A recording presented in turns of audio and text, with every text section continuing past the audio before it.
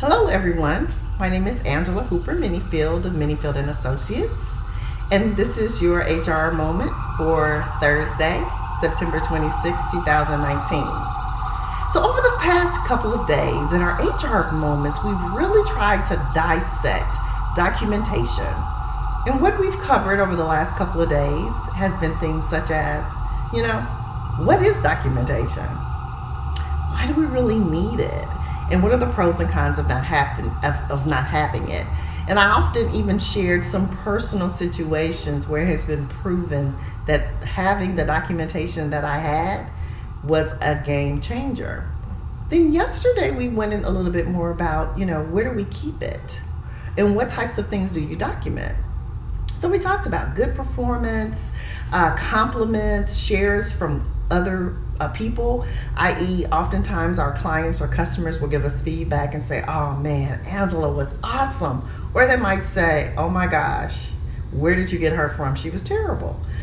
But this is feedback, again, but not just the she is terrible part, but to understand what transpired and what we might need to use it, how we can use that rather to coach that person up. Because again, once we hire a person, let's just be transparent. We're trying to bring them up to parity, to wholeness, to completeness, and to a place of satisfactory performance. And so that's what we want to do. So I've gotten some feedback, and again, I thank you guys so much. I actually was at a chamber event today, and one of my fellow BNI members, she and I were talking. We just had this great conversation with some of our table mates about some of the challenges that supervisors have in this lane. And so as a byproduct of some of the conversations I've been having, a great question arose. The question was, does the employee and or person that we document have a right to that documentation? Now, I thought this was an excellent question, and it comes up often. And I'm actually even in the process right now preparing to teach my first SHRM prep exam course this coming Saturday at St. Joseph's College. So yay, St. Joseph's College. I'm so excited to be a part of their team there. But as we go through some of the legal ramifications of the things that we do and how to get guidance and give guidance as HR professionals, this is an excellent question. So now, there's such a thing as that are called like your personal notes. So things that you document as your personal notes, do you have to share those? Ideally, no. And again, everything is a case-by-case example, but the general premise is no, because you're not going to use those anywhere. So let's kind of go back and talk about again, so what are we documenting?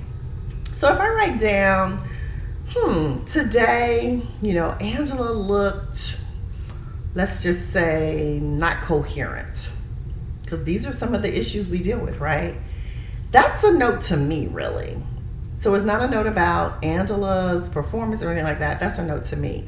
Now, will it lead me to have a further conversation? Yes, and I can describe what I observed. But things, particularly performance, feedback. Hey sis, how are you? I see you, Kamika.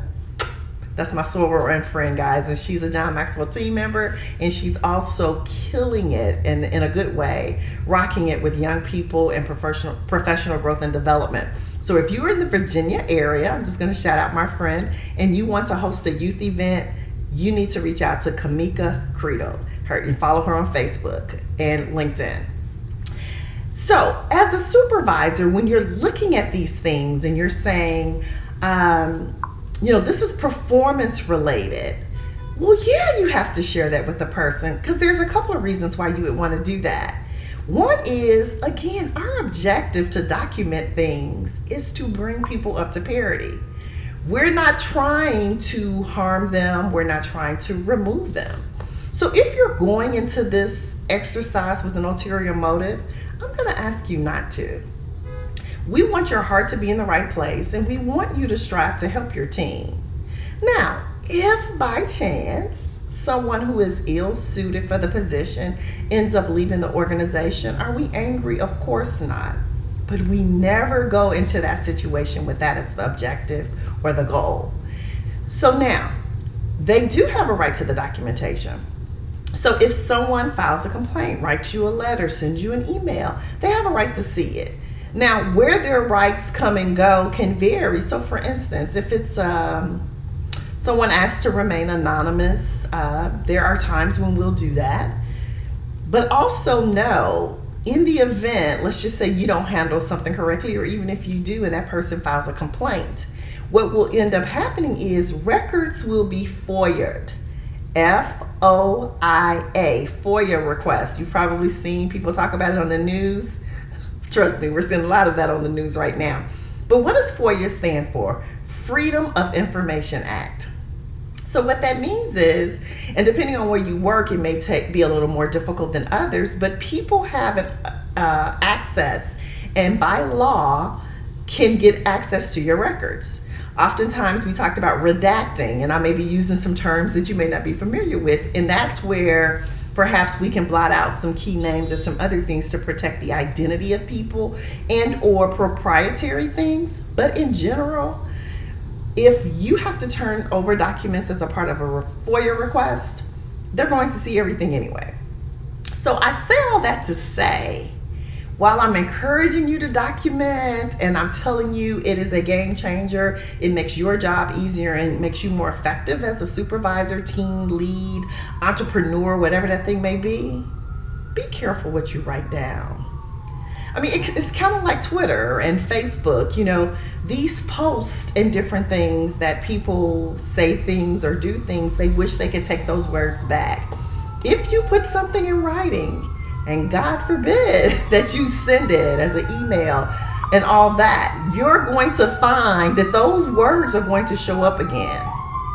Another thing that a lot of people are not aware of, because sometimes you're texting back and forth with other coworkers, be careful what you put in text messages, especially if you have a work issued phone. Now, some of us can delete our messages and we do that on a regular basis. But the point I'm making is, if the deletion is not happening on both sides, if you say something in a text message that can be incriminating or shows intent, bias, plotting, going back to my earlier statement, like we're documenting this person because we're trying to get rid of them, you could have a bigger issue on your hands. So I'm not trying to scare you. That's not my intent. But what I am trying to impress upon you is what you write and how you write it matters. And there is no such thing as this was just between me and you. So if I know that I want to say something, so this is me being fully transparent, because there are certain conversations that you need to be able to have and say what you really want to say. But because the context in just a text can be taken, in ways not intended, I don't text certain things. So maybe that's when I'll say to the person, hey, can I call you in about 10 minutes? Because it's hard to, effectively articulate the things the way that I want to say it, but also texting is just hard. Recently I said some things in a text message that it later was revealed to me that it was not taken in the way that I had meant it. But you can't see the smile on my face or, the smirk. Maybe I'm being a little sarcastic or, whatever. You don't get all that in text. And even though we might use emojis and think that's passing that on, not necessarily. But bringing it back full circle, text messages to people, from people, about people, that's really documentation too. Oftentimes those are the ones we wish wasn't. So I say all that to say, to bring it back full circle, write good notes, write it down, and then share what you have documented with the person in a proactive way if required.